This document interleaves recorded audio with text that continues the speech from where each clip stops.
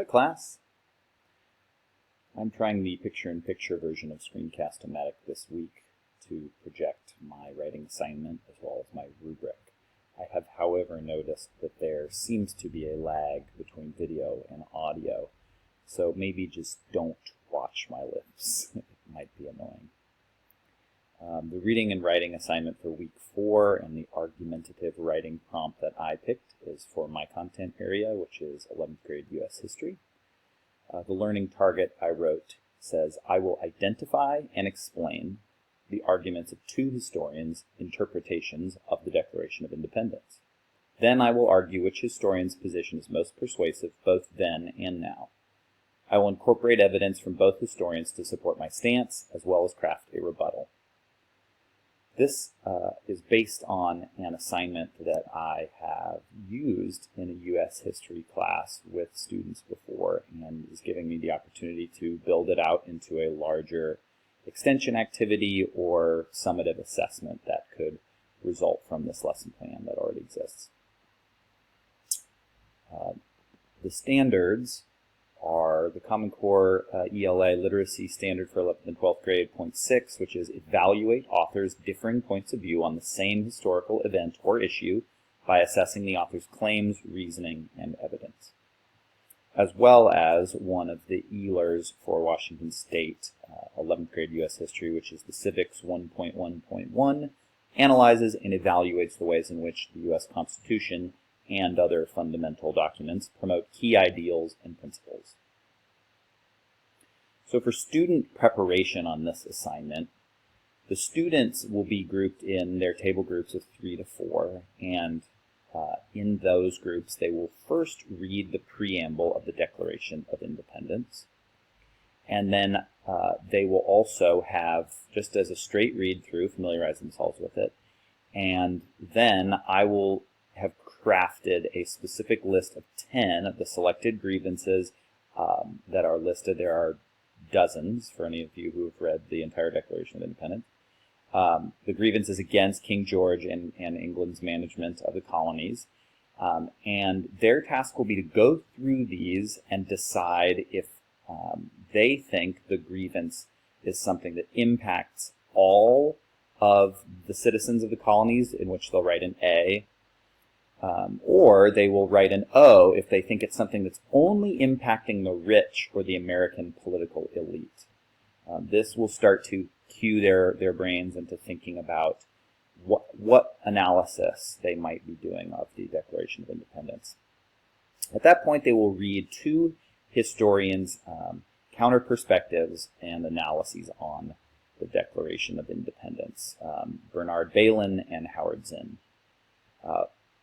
Finally, in their table groups, they will reread and annotate the preamble one more time, and marking a B next to different points that they think support Bernard Bailyn's argument, and marking a Z next to points or sentences that they think connect to Howard Zinn's argument. So the beautiful problem that the students will already have this prompting question, but I tried to put it in order of the questions for this week's response. The beautiful problem: students will have read and discussed the analyses from historians Howard Zinn and Bernard Bailyn, who argued this question. Was the Declaration of Independence an ideological document supporting and benefiting the needs of all common people, Bernard Bailyn's point, or was it a political tool used to surreptitiously establish and propel the emerging American political aristocracy, which is Howard Zinn's point? And any of you who are familiar with the people's history of the United States of America will know that this is a lens with which Howard Zinn approaches understanding American history. I believe the group and partner discussion and analysis serves as a necessary prelude to the individual written argument and analysis that the students will eventually do, the final summative task of this assignment. Moreover, it helps students to work through and avoid confirmation bias, which is defined as seeking out evidence for what a student might already believe at the cost of ignoring the arguments of an opposition side. We see confirmation bias as a big problem right now in in news media, and especially more so as people label something they disagree with as fake news. Sadly, our president is a big promoter of that.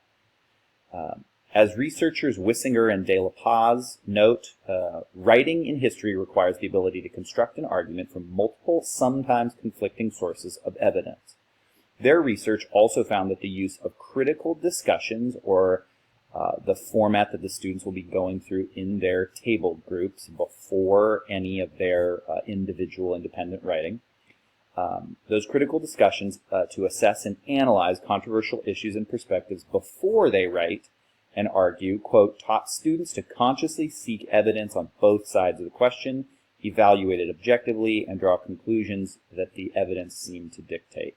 So ultimately, my goal in any history assignment is for students to consider arguments and opinions on both sides before just leaping over to something that seems innate or seems to parrot what they've heard from parents or relatives or the news media that they have as prior knowledge in their schema coming into class. The argumentative heuristic that I will be using for this assignment and many argumentative writing assignments as well as oral arguments in class was also found in the De La Paz and Wissinger article, and is De La Paz and Graham's 1997 DARE, which stands for D, develop a stance about the controversy, A, add evidence from the document to support your stance, R, rebut the argument from the other side, and E, end by restating your stance, and I've amended it to say, and offer an impact that your conclusion has on society today. So as you'll see below, my rubric reflects that DARE heuristic. So students, my biggest pet peeve about rubrics is when they are inundated in academic language and they're not written in a way that's a helpful document for students. Ultimately, just like learning targets, I think rubrics need to be written for students. It's ultimately to understand in structured language where their learning fits. So I wanted to be sure that this argumentative framework or heuristic pairs with the language of the rubric. Sorry for that jump. Some of the essay structural components, it'll be 500-word minimum. This will be likely a summative assessment at the end of the term, at the end of the unit. 1-inch margins, 12-point serif font, Cambria or Times New Roman are examples, double-spaced, a minimum of 3 sources. That would be the Zinn source, the Balin source, and then one source that they are incorporating, a contemporary source to help support their point about the impact of today. And then this will be in MLA, in-text citations as well as a works cited.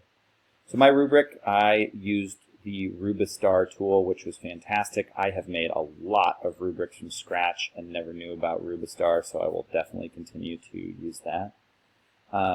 So here's the first 5 lines of my 6-line rubric. Let's see if I can get this to scroll correctly. Nope. No idea what's going on with Word right now.